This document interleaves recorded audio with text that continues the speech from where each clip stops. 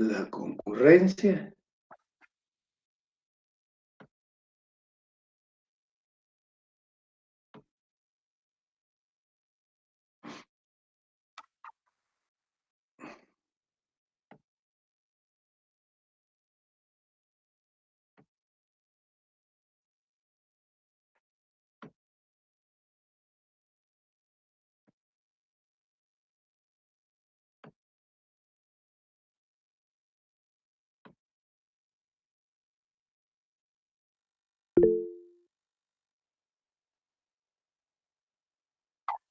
Elmer García. Buenas tardes. Gracias, licenciado. Buenas tardes. Un gusto poderle saludar nuevamente. Disculpe mi ignorancia. Yo me pude inscribir a su curso un poquito tarde y hasta la semana pasada empecé a tomar las clases. Yo quisiera saber si hay algún material, algún libro específico que haya recomendado para el curso. Ajá. Bueno, en principio le voy a decir que hay un chat ahí de su aula y los compañeros ahí le pueden compartir. Pero sí, efectivamente, tenemos una semana de clases, es decir, no ha perdido mayor cosa de tiempo. Y los libros base que pedimos es el de Derecho Internacional Público, una visión transdisciplinaria del doctor Luis Alberto Padilla. Ese me parece que lo venden allí en el edificio S2, en los depósitos de venta. Si no, lo logrará encontrar en Sofos. Cuesta 250 Y el otro libro, que es el libro base, como yo les digo, es la octava edición del libro de Derecho Internacional Público del doctor Larios Ochaita. Son los documentos que nos van a servir para nuestro estudio, para el apoyo de toda la información que logremos compartir. Y además de ello, yo les voy a compartir algunos resúmenes que les puedan servir también para los exámenes, las evaluaciones obligatorias que tenemos que hacer, primero, segundo parcial y examen final. Muy bien, licenciado. Muchas gracias. Bueno, estamos a la orden. Igualmente, licenciado. Gracias. Iniciamos entonces. Ya son las 22 y tenemos 59 personas, incluyéndome, en el aula. Como les decía, 14 de febrero, Día de la Amistad. Deseo que la estén pasando bien y que continúen pasando bien su día. Vamos a continuar con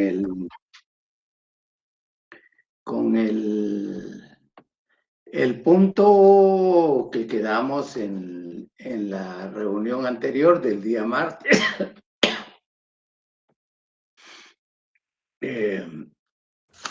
Fuentes del derecho internacional. ¿Qué manda? Ahora dijo que iba a pasar a las fuentes del derecho internacional. No, todavía no llegamos ahí. Primero vamos a llevar el orden, no solo del programa, sino que también de los libros, para que ustedes también no se pierdan en su contenido. Y vamos a concluir lo que habíamos visto como ciencias que han desarrollado el derecho internacional público, según el doctor Larios. según el doctor Luis Alberto Padilla, ciencias auxiliares del derecho internacional. El doctor Larios hace una división muy didáctica con relación a estas ciencias que han contribuido en todo momento a ir nutriendo el derecho internacional y, por qué no decirlo, sus fuentes también. En la reunión, él hace referencia a dos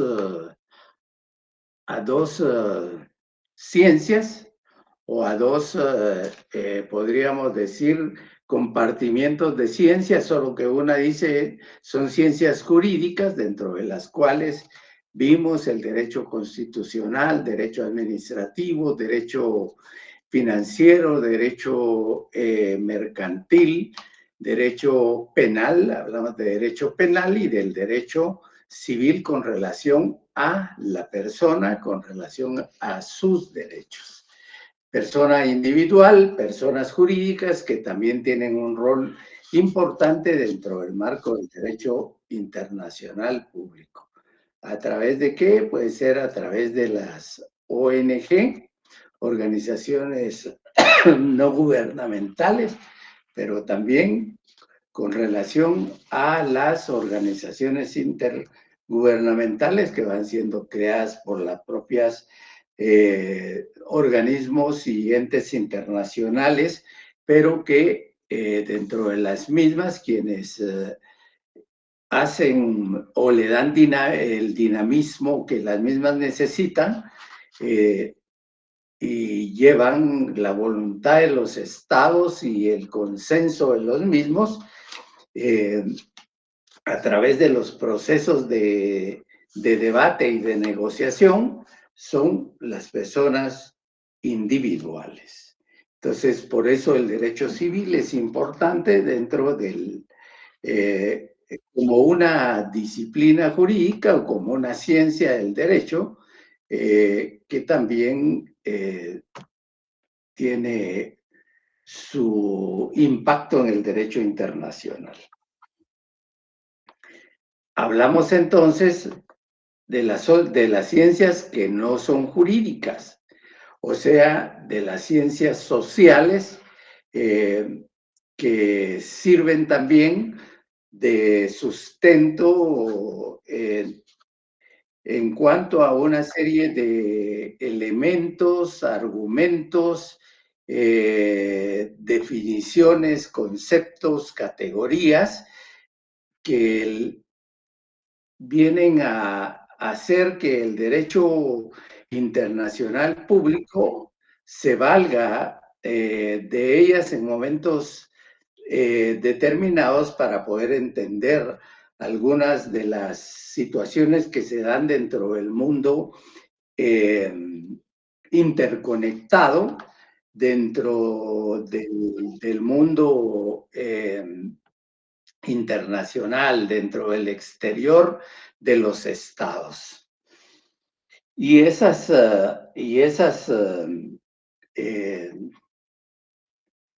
ciencias son, en principio, la historia, que es podríamos decir, una ciencia que nos da el conocimiento a través del cual vamos a ir adentrándonos en los antecedentes que han ocurrido, que han acaecido dentro del devenir histórico del aparecimiento, del desarrollo del hombre mismo, pero también en ese proceso individualista también visto dentro del marco gregario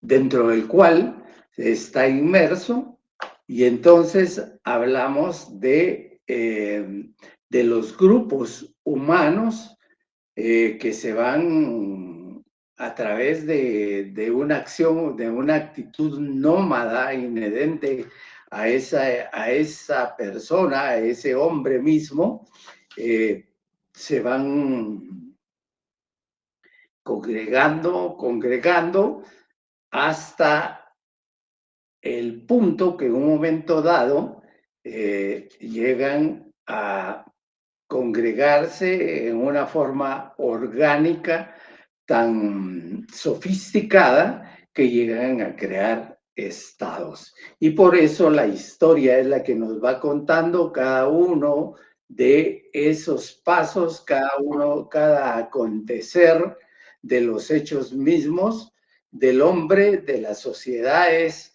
de los grupos humanos. Dice el doctor que la historia que nos muestra el desarrollo de las diferentes instituciones del derecho, el contexto natural en que las mismas aparecieron.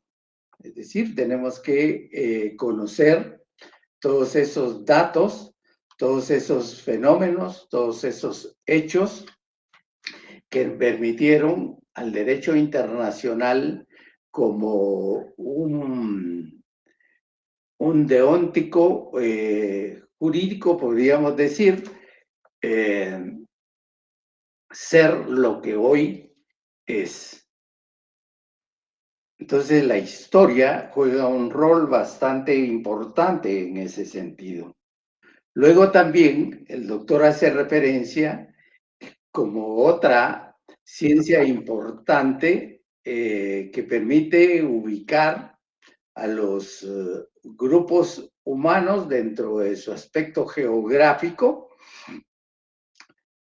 y de las decisiones que se van tomando, nos hace referencia a la geopolítica, que dice que ha favorecido la aparición de determinadas tendencias jurídicas y políticas.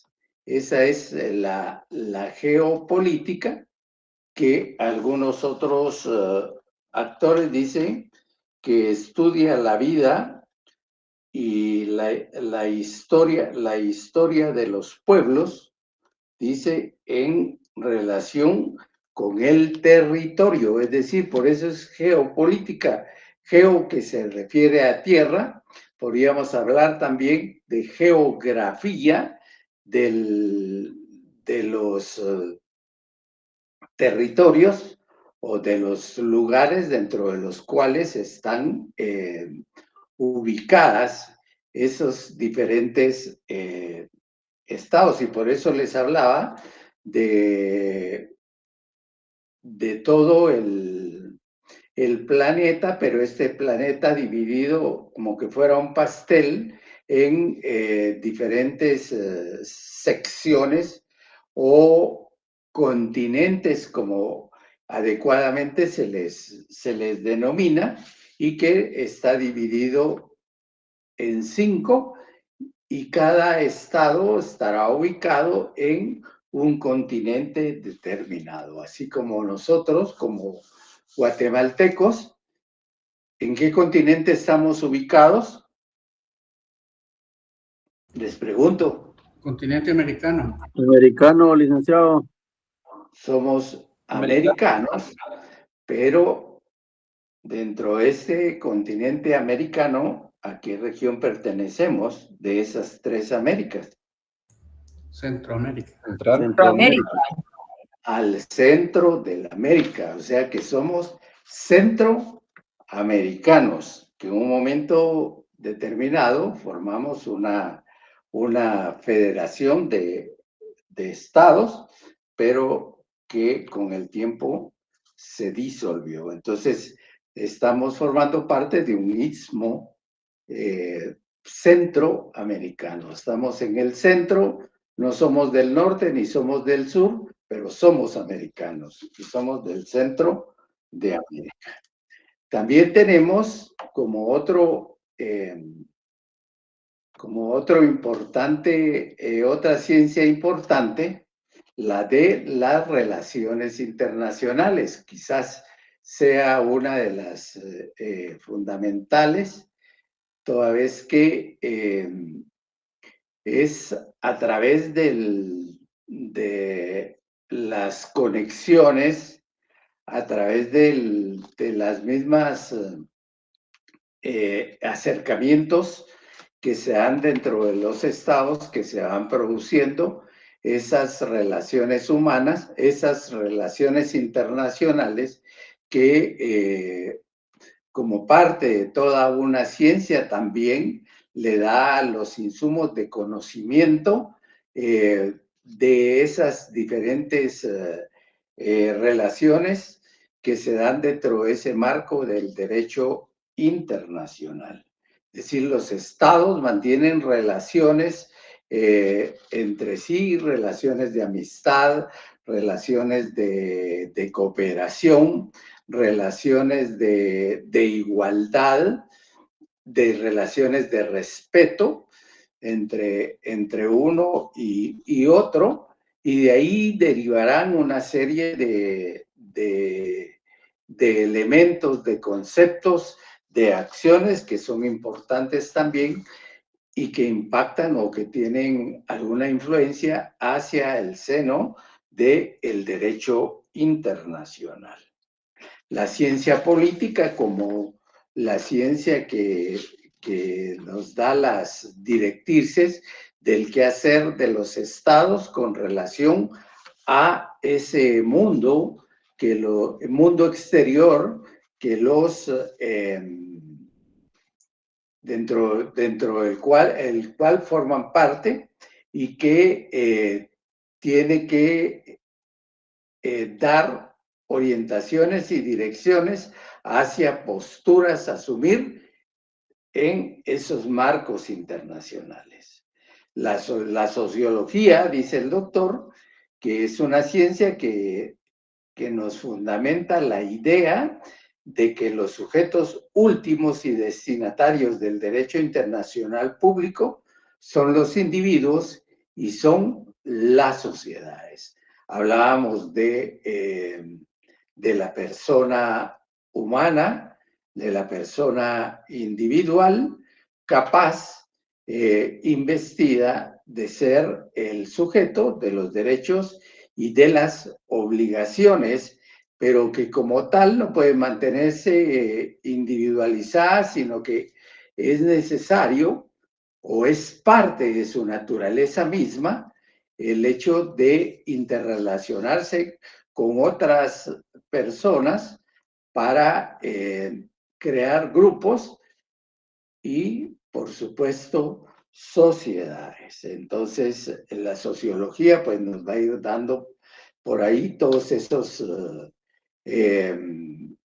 las informaciones que van siendo parte de esta ciencia específica como una ciencia, como parte de las ciencias sociales. Y son los diferentes autores los que van estudiando cada uno de los fenómenos individuales, sociales y de los hechos que van acaeciendo y los van fundamentando de manera científica para dar respuestas adecuadas a conflictos que puedan surgir dentro del seno de esas mismas sociedades y que pueden impactar también en el derecho internacional. La economía, dice, nos muestra los fundamentos del cambio de los polos de poder que influyen en el derecho internacional público y los criterios últimos de los mismos. Habla de polos de poder, es decir, de los diferentes países desarrollados que van marcando pautas con relación a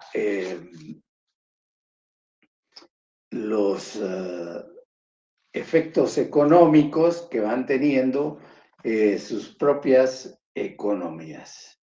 Entonces, de acuerdo a eso, son esas ciencias sociales las que van nutriendo también al derecho internacional en su desarrollo. Lo van marcando, lo van impactando también. Tenemos entonces ciencias auxiliares, dice el doctor, y él las trata de manera, no de forma individualizada cada una, de forma marcando puntos generales que dan nociones sobre las mismas, sino que él dice se vale de un conjunto de ciencias sociales que servirán para darle soporte al conocimiento del derecho internacional público. Hablamos de otro punto, como es la evolución histórica del derecho internacional público. Así lo define el doctor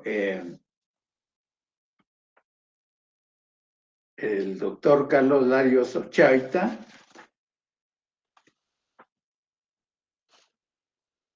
y de la misma forma también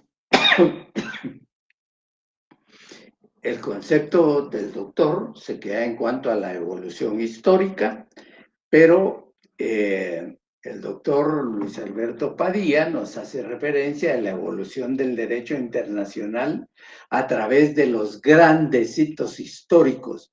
Pero ¿por qué hace referencia él a esta, o por qué le da esa denominación a este punto a través del cual nos dan una serie de informaciones para ir entendiendo de dónde parte este derecho internacional, cuándo nace, cuándo surge, cómo se origina? Entonces, él hace referencia a una serie de acontecimientos que sufrieron las sociedades, que sufrieron los pueblos, que sufrieron los grupos políticos, que dan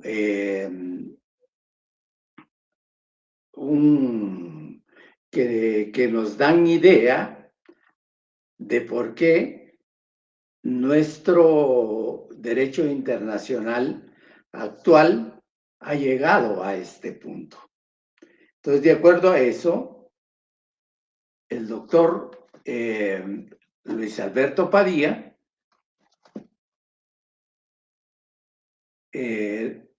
hace referencia a este punto que está contenido en la página 19 a la página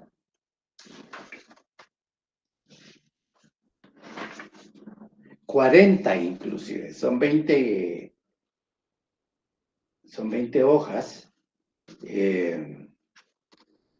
pero importante porque dentro de estos diferentes hitos a que él hace referencia o a que alude en este punto de su trabajo, nos actualiza en cuanto a puntos importantes como son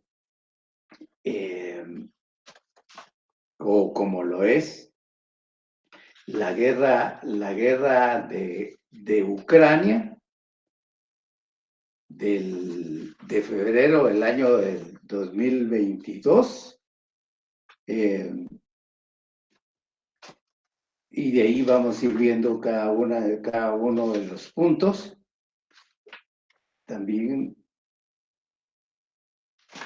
sí, fundamentalmente eso. Entonces, vamos con el doctor Larios en la página 29. Iniciamos y el doctor Larios hace referencia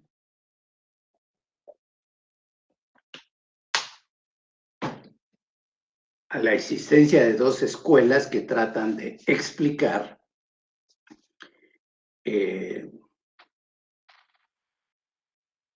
dónde surge el origen del derecho internacional público.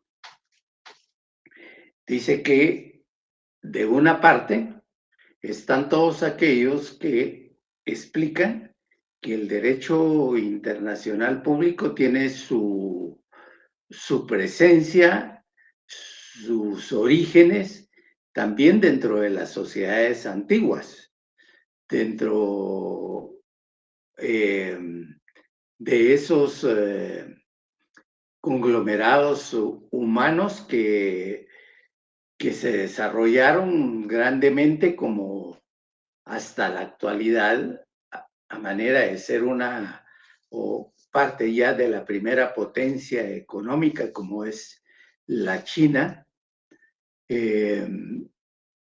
que en su momento también tuvo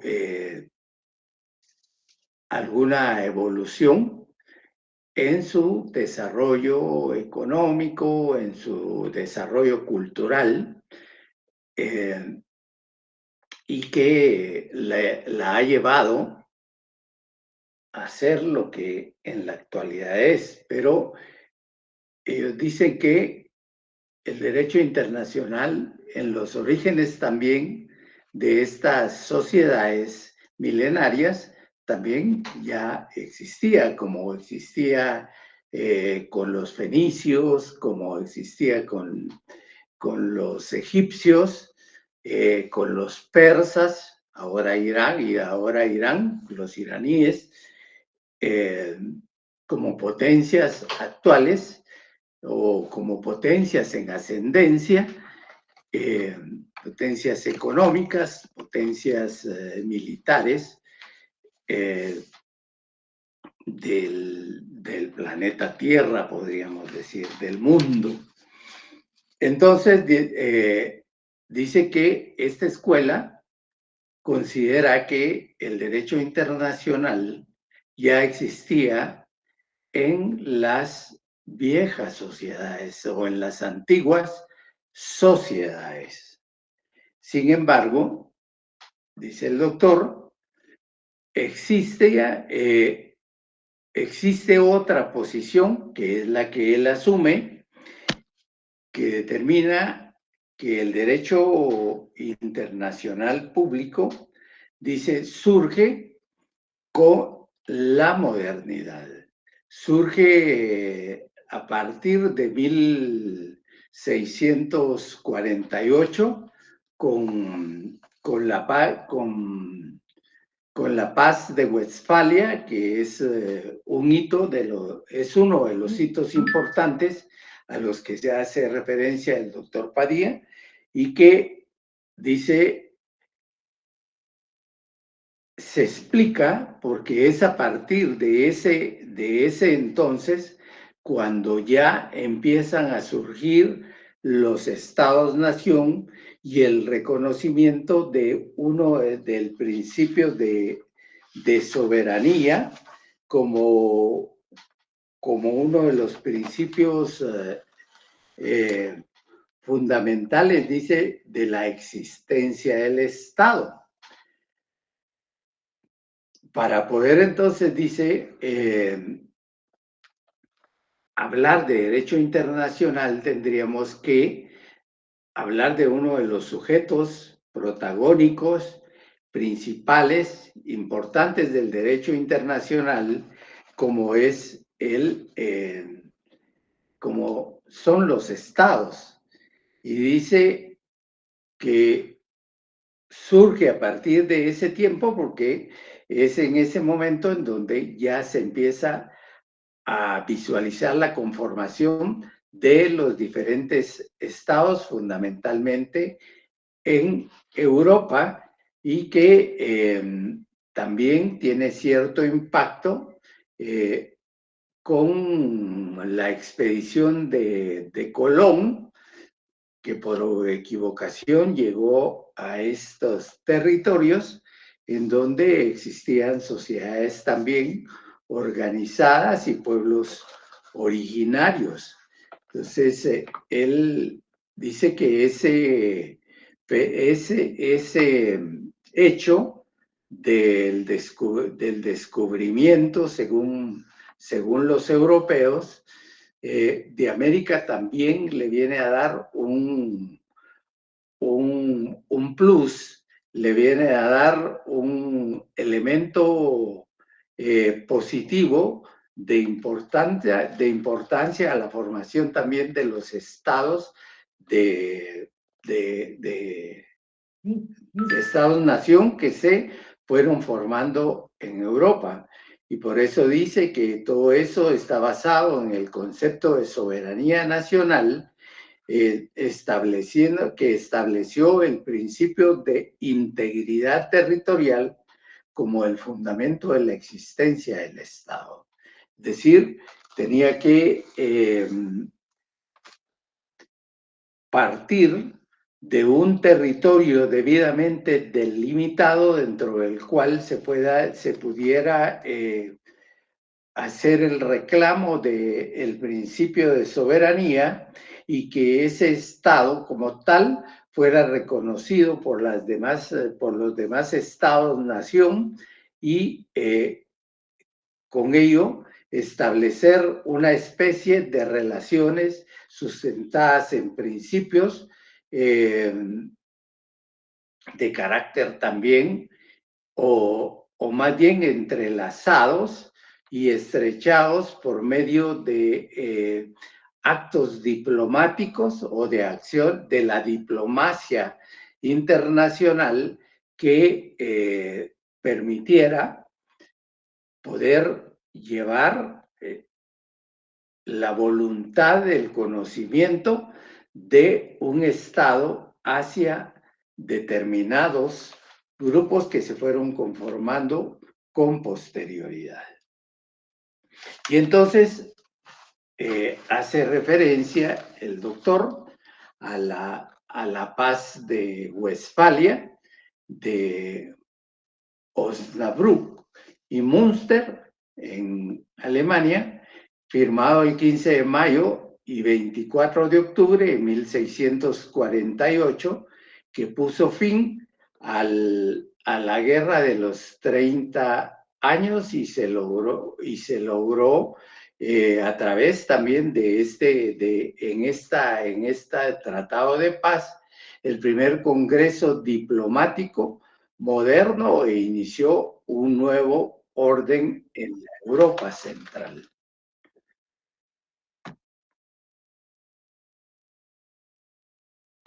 Vemos entonces que este hito, que tiene un impacto hacia adelante, marca en primer lugar un fenómeno y un anhelado hecho y acontecer y principio de todos los pueblos y de todas las naciones, que se refiere al establecimiento de la paz como un factor importante para lograr también desarrollo dentro de los pueblos, dentro de los estados y entre los estados. Entonces tenemos allí un elemento de paz que se da a través de la paz de Westfalia, pone, fíjense ustedes, fin a una guerra de 30 años que se venía dando dentro de algunos principados, podríamos decir, algunos reinados, algunas asociaciones o de estados o de agrupaciones que ya existían y que era necesario ponerle fin para, con esa finalidad, avanzar hacia la paz. Y eso marca un punto importante para decir que se produce también un inicio del derecho internacional público. el doctor Padilla dice que él considera que el derecho internacional no se produce, ni nace, ni surge en la antigüedad, tomando en consideración que aún no estaba la presencia de los estados y que como resultado de ello, el mismo hecho, la misma génesis del derecho internacional se va a producir con la paz de Westfalia. Y así nos lo establece en su página 23, dice paz de Westfalia 1648. Dice, si lo deseamos aquí es examinar, lo que deseamos aquí es examinar el origen histórico del derecho internacional, es necesario, dice, precisar que se remonta al siglo XVII con la muy conocida frase de Hugo Grocio que se refiere al pacta sunt servanda. Este es un principio del derecho internacional, del derecho de los tratados, en el cual, cuya traducción podríamos decir que los pactos se cumplen o los pactos deben de cumplirse toda vez que el derecho internacional tiene fundamentos vinculantes. Dice, debe tenerse claro que en la evolución histórica del derecho internacional, los tratados de paz son fundamentales y es por ello que los hitos históricos que presentamos son la paz de Westfalia, los hitos históricos que él presenta. Paz de Westfalia, ¿de dónde parte? 1648, octubre 1648. La paz de Viena, que es la que establece un principio fundamental al que hace referencia el doctor, que es el principio de realidad, que se traduce también en el equilibrio o el equilibrio de poderes que se sustenta en las Fuerzas Armadas de todos los estados. Entonces, hablamos de la paz de Viena, luego como un hito importante de la paz de Versalles, ese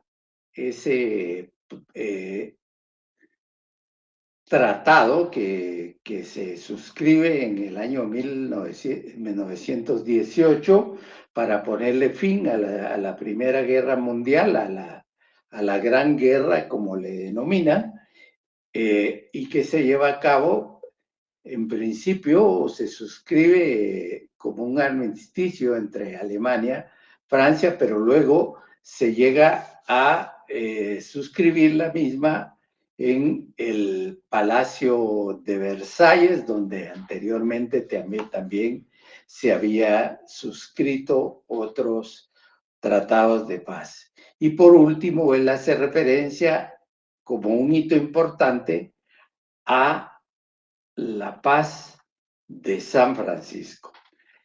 Dice que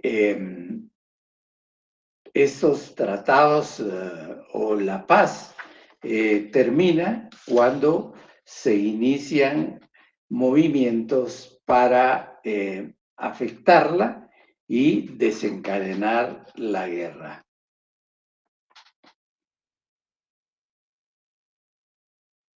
Paz de Westfalia. Dice, en todo caso, dice, lo que debe recordarse es la importancia del Tratado de Paz que puso fin a la Guerra de los 30 años, o Paz de Westfalia, firmado en 1648 en esa región alemana, en Westfalia, porque de la famosa regla grociana, de lo que habló anteriormente, el Pacta Sunt Servanda, ya menciona por la idea que la mejor forma de conservar la paz es respetando los tratados y que las diversas naciones-estado suscriban para mantener el orden y la coexistencia pacífica entre ellos. Dice, esa es la verdadera fecha del nacimiento del derecho internacional, el derecho internaciones, dice él, o internacional, ya que por primera vez llegó a la conclusión que respetando lo acordado en el Tratado de Paz de Westfalia, fundamentalmente que los súbditos de cada reino seguirían la religión de su monarca, de manera que si los reyes de Francia o Austria eran católicos, los habitantes de esos reinos seguirían siendo también católicos. Lo importante de este hecho es que existe un acercamiento, un consenso que se produce al finalizar regularmente las guerras y se produce entre ganadores y perdedores o perdedores y ganadores, quienes firman y llegan al convencimiento que es necesario firmar la paz más allá de querer continuar con una guerra que no los lleva más que al deterioro y a la pérdida, tanto pérdidas humanas como también materiales y al subdesarrollo mismo de los estados. Entonces, esta paz es importante porque la paz de Westfalia, porque marca también el reconocimiento a la integridad territorial, que será el fundamento de los estados. Fundamento de la existencia de los estados que se basan en un concepto, y el concepto fundamental es el concepto de soberanía, que ya empezamos a perfilar como principios, como postulados del derecho internacional. Otro hito al que hace referencia el doctor Padilla es la paz de Viena. Dice, como recordamos, dice las negociaciones se firmó. Vamos a ver. Debe aceptarse, dice, en buena medida que el Tratado de Paz de Westfalia funcionó bastante bien, por lo menos hasta la Revolución Francesa de 1789, y dice las posteriores guerras desencadenadas por la Francia de Napoleón Bonaparte, las cuales terminaron en 1815 con la derrota del emperador francés, por los ejércitos coaligados de Inglaterra, Austria y Prusia, que era la Triple Alianza. Dice, bajo el mando del duque de Wellington, en la localidad de Waterloo, en el actual Reino de Bélgica. Dice, como recordamos, en dichas negociaciones se estableció, eso es lo importante, ese es el elemento sustancial y principal de esta paz de Westfalia. Dice que se estableció el llamado Concierto de Europa, es decir, un consenso que existió dentro de todos los estados europeos, que se denominó el principio realista de equilibrio de poderes. que, de acuerdo con el paradigma realista, dice, de las relaciones internacionales debería de contribuir de manera complementaria al Tratado de Paz firmado en Viena ese mismo año. Este equilibrio de poderes, que fundamentaba el principio de la realidad, estaba basado en las Fuerzas Armadas de los diferentes estados que imponía la necesidad de la paz, de hacer efectiva y aplicable esa realidad de paz de todas las naciones, pero mantenida a través de ¿qué? De la prevención por medio de la existencia de las Fuerzas Armadas que en conjunto podían someter a uno de los estados agresores a efecto de que se evitara la guerra. Dice el doctor que se dice que el concierto o concertación europea establecida por la Paz de Viena finalizó como consecuencia de la guerra de Crimea, esto es importante, en la cual Rusia, a pesar de permanecer en la llamada Santa Alianza, fue derrotada por los franceses e ingleses sin recibir el apoyo de sus aliados austriacos y prusianos. Se quedó Rusia con eso, que no tuvo apoyo de sus aliados.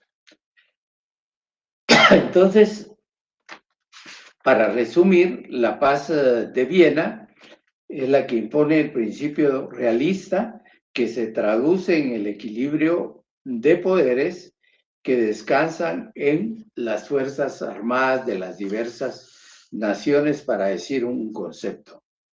Luego, otro hito para el doctor importante es el de la Paz de Versalles. La paz, vamos a decir, la paz suscrita en el Palacio de Versalles, que puso fin a la guerra, a la Gran Guerra, que se denomina Primera Guerra Mundial, y que da lugar a este Tratado de Paz de Versalles, y que además de establecer la paz, funda la Sociedad de Naciones, cuyo espíritu principal era la preservación de la paz y la aglutinación de todos los estados, pero, sin embargo, no admitió dentro de su seno a los perdedores, ni tampoco admitió a Rusia, y los Estados Unidos tampoco quisieron formar parte de este organismo internacional para la paz, para la cooperación internacional. Y entonces, ese fue la falencia que tuvo esta Sociedad de Naciones, que le impidió poder tomar decisiones en consenso para evitar llegar a lo que se llegó con posterioridad, que fue el desencadenamiento de la Segunda Guerra Mundial, en el cual vemos una Alemania poderosa, con una posición ideológica fuerte que invadió una serie de países del este de Europa, que afectó también o invadió la Unión Soviética. Y bueno, que conocimos, que se conocieron en esa guerra, en particular los crímenes más atroces que la sociedad, que la humanidad misma haya vivido.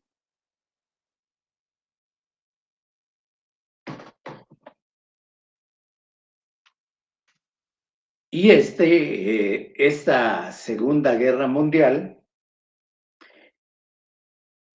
culmina con otra organización universal, mundial, que establece la paz y que se conoce como la Carta o la fundación de la Organización de las Naciones Unidas, que se da con respecto a la paz de San Francisco.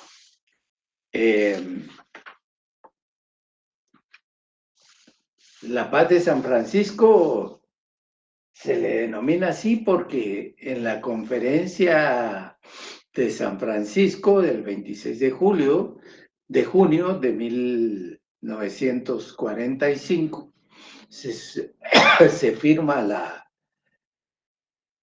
se entra a conocer la fundación de la Organización de Naciones Unidas, la cual se firma el 24 de octubre de ese mismo año.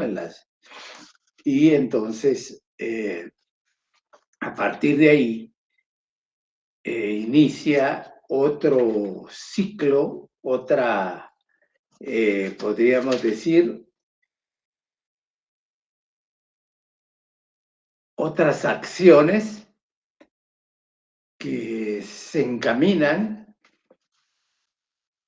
a crear conflicto y contradicciones dentro de las sociedades, en este caso la Unión Soviética y los Estados Unidos, que conforman dos polos de poder.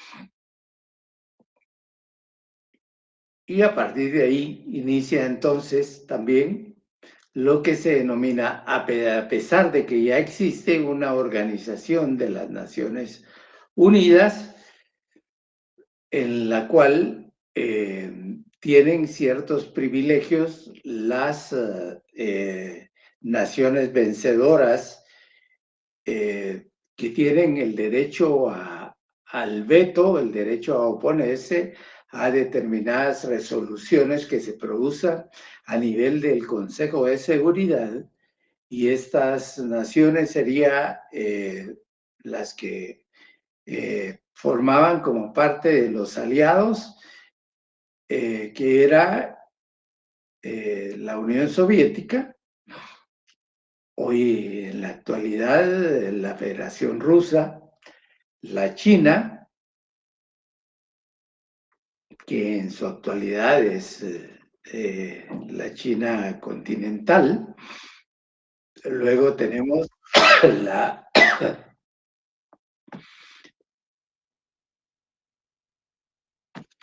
Francia, Estados Unidos y el Reino Unido de Inglaterra. Como parte de las sociedades vencidas, de las sociedades vencedoras, pero que sin embargo se llegó a producir lo que se denomina la Guerra fría, que no es propiamente una guerra de enfrentamiento bélico con posicionamientos de hombres en determinados territorios, sino que es una serie de acciones que van dirigidos a afectar la economía, que van dirigidos a afectar el avance tecnológico, que van dirigidos a afectar la psiquis de las personas a través de diversas acciones y de diversos actos que también pueden ser actos de bloqueo, actos de terror que podrían darse en contra del avance de otras naciones. Entonces tenemos que después de la firma de la paz, después de 1945, inicia también un avance de acciones que van encaminados a establecer una guerra fría porque trata de neutralizar las relaciones entre las posiciones o los polos de poder mundial de boicoteo que afectan a toda la humanidad también. Y esta va a tener su fin con la desintegración misma de la Unión Soviética, y que ello disuelve también esa bipolaridad, ese equilibrio que se mantenía con relación a las acciones de uno y otro, y que irrumpe en el que estando ya un solo poder, se produce lo que se denomina el unilateralismo y la imposición de políticas, la imposición de acciones por parte de los grupos de poder del Occidente mismo, que es lo que vimos nosotros con la imposición de las corrientes neoliberales, que hacen efectivas una serie de actos que se producen como resultado de lo que se denominó el consenso de Washington. Se produce también como un hito importante del derrumbamiento y desintegración de esta Unión Soviética, la unificación de las Alemanias y el derrumbamiento del muro de Berlín.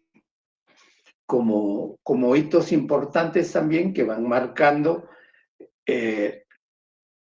pautas para otras situaciones que se producen dentro de ese derecho internacional público. Les voy a pedir que dentro de todo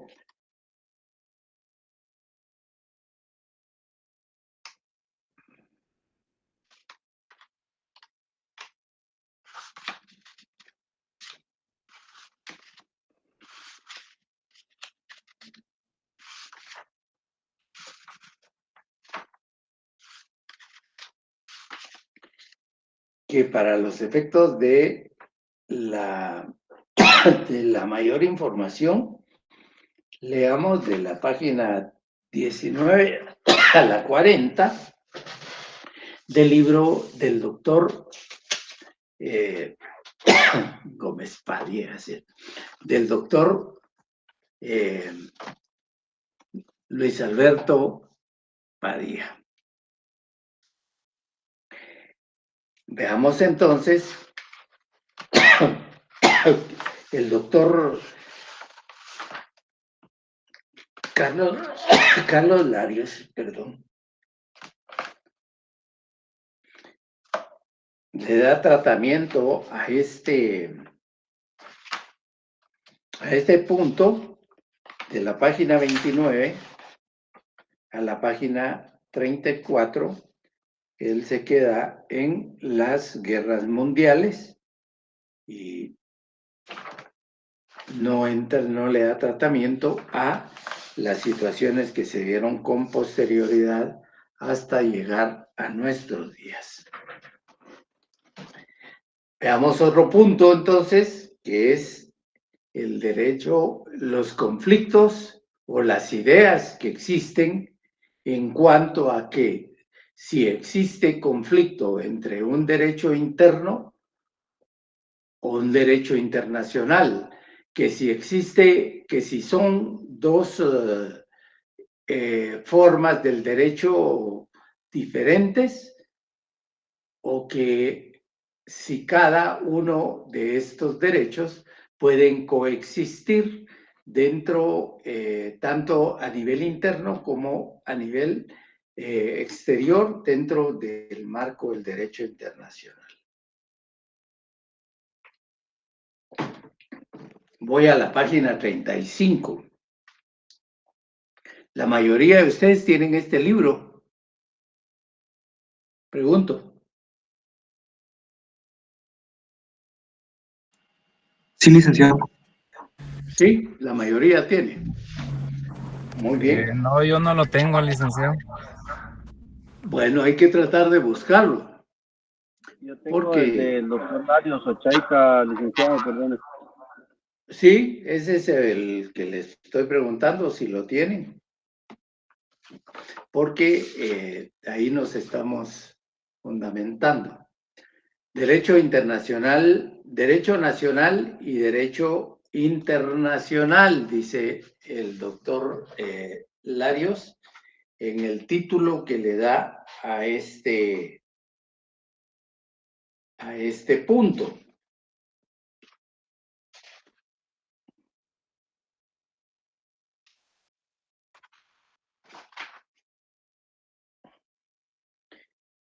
El doctor Padilla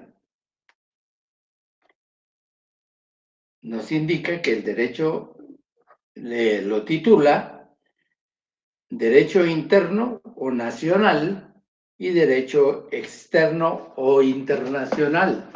Más o menos los dos asumen una misma posición en cuanto a el derecho a esta divergencia que algunos la plantean como un problema de el derecho interno y el derecho internacional. Dice que la discusión tradicionalmente dio origen a dos escuelas. En primero, el doctor Larios dice a la escuela dualista y a la escuela monista. A la escuela dualista nos dice, afirma, que esta es una cuestión más teórica, académica que real. La realidad apoyada por la jurisprudencia, la legislación interna y la doctrina moderna ha demostrado que existen dos órdenes diferentes, cada uno con sus propias reglas. En su apoyo cita que existen sujetos diferentes, estados, individuos. Existen sujetos diferentes, estados, individuos. Dice que tiene fuentes diferentes en su prioridad. Y las normas internacionales obligan a los individuos solo cuando han sido aprobados por los estados a través de su órgano competente que las ratifica incorporándolas a su sistema interno.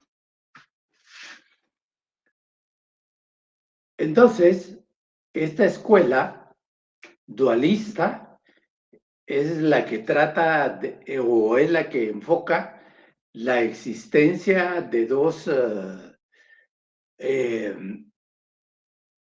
conjuntos, podríamos decir, de normas, una de orden externo y otras de orden interno. Y para el efecto dice que existen sujetos diferentes. Uno, en cuanto al derecho internacional, nos dice las normas internacionales o el derecho internacional va aplicado hacia los estados como los entes soberanos más importantes del derecho internacional público. Y en tanto que el derecho interno va dirigido a regular el conjunto de relaciones que puedan darse en el seno de su misma sociedad, de sus propios administrados, en cuanto a justicia, en cuanto a establecimientos de coordinación de situaciones que se dan dentro de los propios estados. Entonces dice, ahí serán los individuos y allá serán los estados. Por eso decimos que hay hay una dualidad, dice, de normas. Unas son de carácter externo y otras son de carácter interno. Y dice que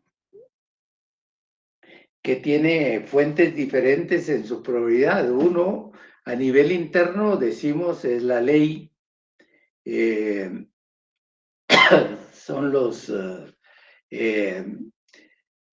la ley y la jurisprudencia, en tanto que a nivel exterior tendríamos los tratados internacionales, tendría la costumbre, los principios generales del derecho y otros principios del derecho internacional. Esas serían las fuentes. Dice, y las normas internacionales obligan a los individuos solo cuando han sido aprobados por los estados a través de su órgano competente que las ratifica, incorporándolas al sistema jurídico interno. Decir que para que una norma, según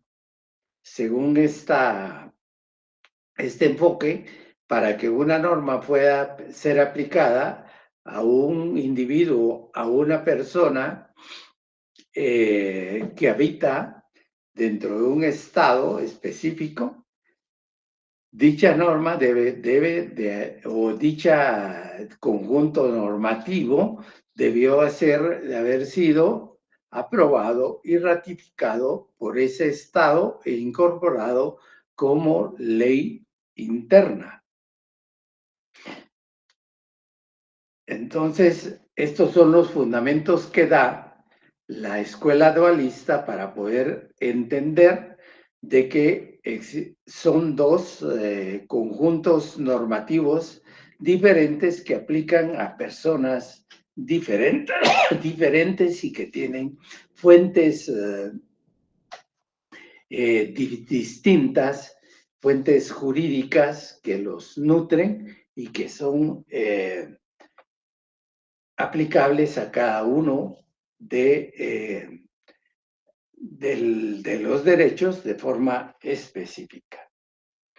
Y luego está la escuela monista, que afirma que el derecho interno y el derecho externo forman un solo orden armónico y son manifestaciones de un solo concepto.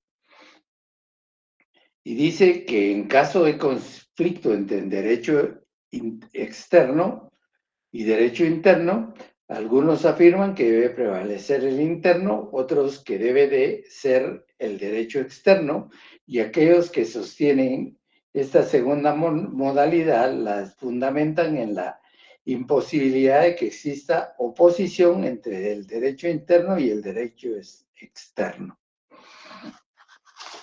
El doctor Padilla dice, en cuanto a eso, dice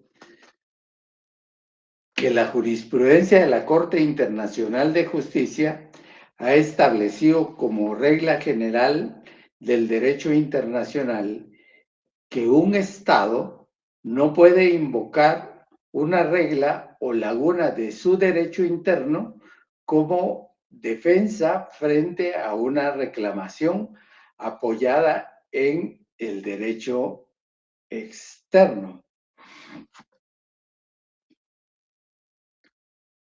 Dice que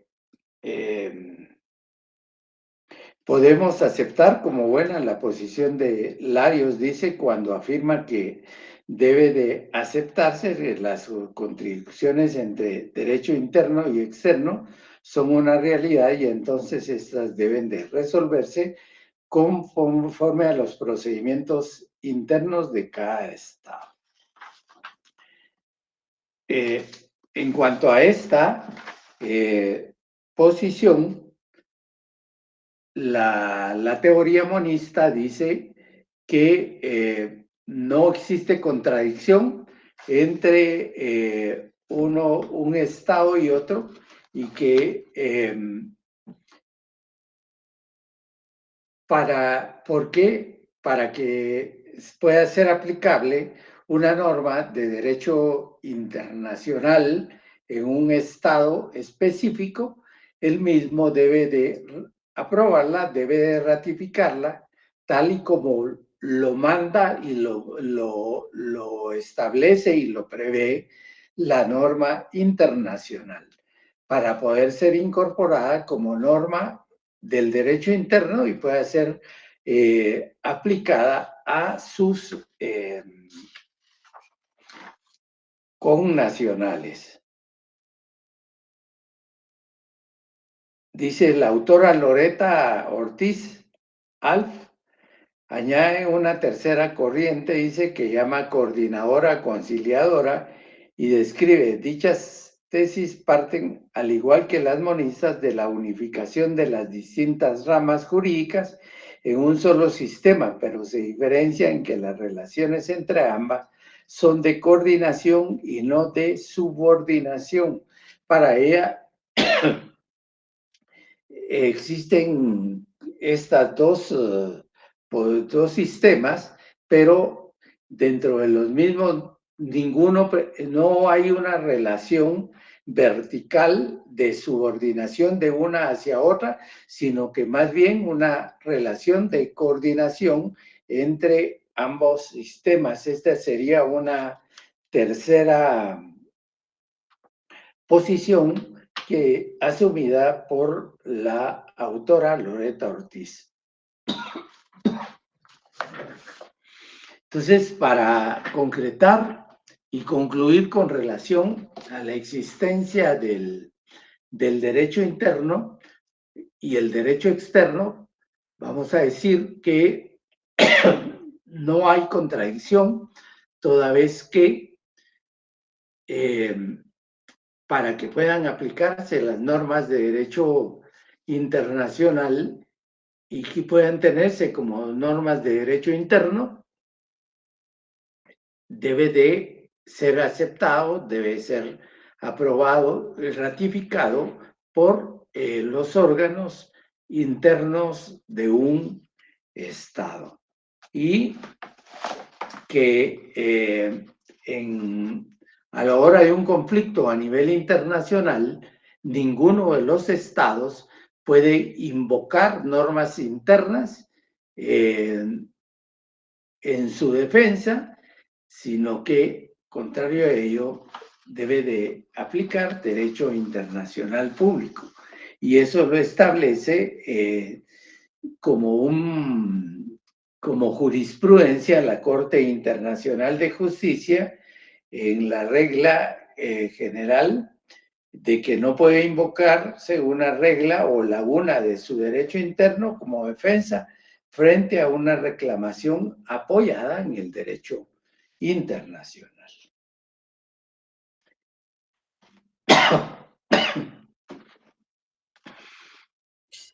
Rick, les recomiendo si tiene un vasito de agua para que su garganta se refresque, perdone. Muchas gracias, le agradezco. Tengo aquí un pachón, pero he estado tomando. Gracias, muy amable. El que me he visto afectado con una tos desde hace varios días, que no hay manera que logre avanzar. Vamos, que ya nos faltan 5, bueno.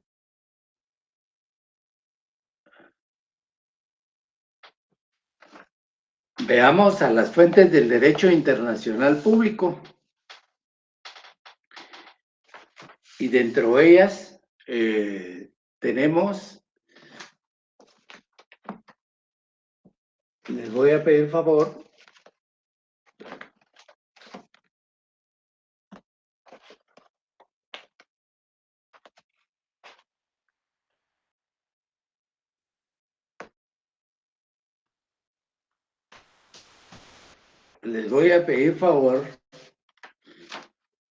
tienen la Carta de las Naciones Unidas, pero quiero hablar del estatuto de la Corte Internacional de Justicia, que está dentro de este mismo, dentro de esta misma compilación, y fundamentalmente vamos a hablar del artículo 38 del Estatuto de Naciones Unidas. Tienen la Carta de la ONU. Pregunto. No en físico, pero sí en virtual. Bueno, ustedes ya son unos sujetos virtuales. Son del tiempo de la tecnología. Entonces busquemos el Estatuto de la Corte Internacional de Justicia y vamos al artículo 38. Dice en el artículo 38 que la Corte, cuya función es decidir conforme al derecho internacional las controversias que le sean sometidas, deberá aplicar. ¿Qué debe aplicar? 1. O literal A, las convenciones internacionales, sean generales o particulares, que establecen reglas expresamente reconocidas por los estados litigantes. ¿Qué tenemos aquí? Tenemos convenciones y tenemos tratados. Como podríamos decir, fuentes principales, como una de las fuentes principales del derecho internacional público. Luego tenemos la costumbre internacional como prueba de una práctica generalmente aceptada como derecho.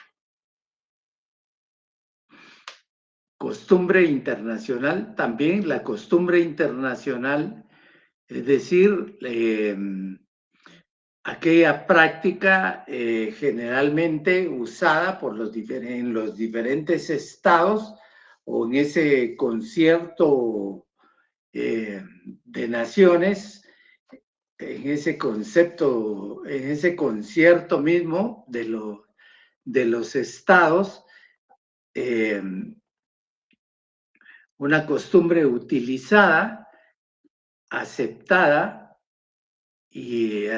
como obligatoria por todos los estados, es decir, la costumbre internacional que viene a formar parte o a ser fuente principal del derecho internacional. Convenciones internacionales, entonces las fuentes principales las vamos a ubicar con los tratados y convenciones internacionales y la costumbre internacional como parte de este derecho, que la vamos a encontrar en todo ese devenir del derecho y con reglas no codificadas del mismo que lo informan y que son parte del espíritu mismo del derecho internacional.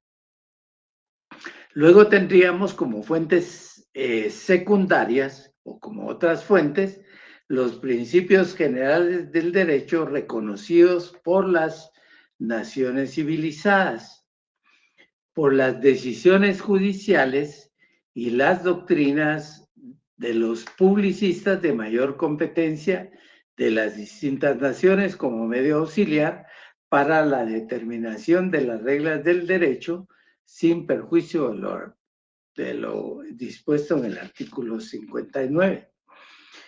Y luego aparece un segundo párrafo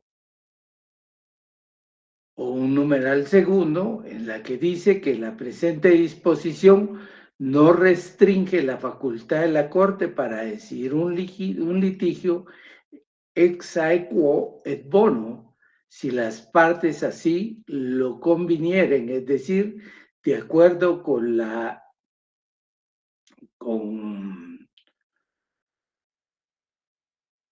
equidad, de acuerdo con la consideración de lo que es bueno, y que permitirá a la Corte o a los magistrados de una Corte resolver un caso determinado sometido a su conocimiento si las partes así lo deciden, que se resuelva de forma excepcional aplicando este principio de equidad. Nos vamos a quedar acá. Los veo la próxima semana, el próximo martes, de esta misma forma, a través de esta misma plataforma. Solo les deseo un feliz fin de semana. Cuídense mucho. Igualmente, licenciado. Gracias, licenciado. Feliz tarde. Adiós.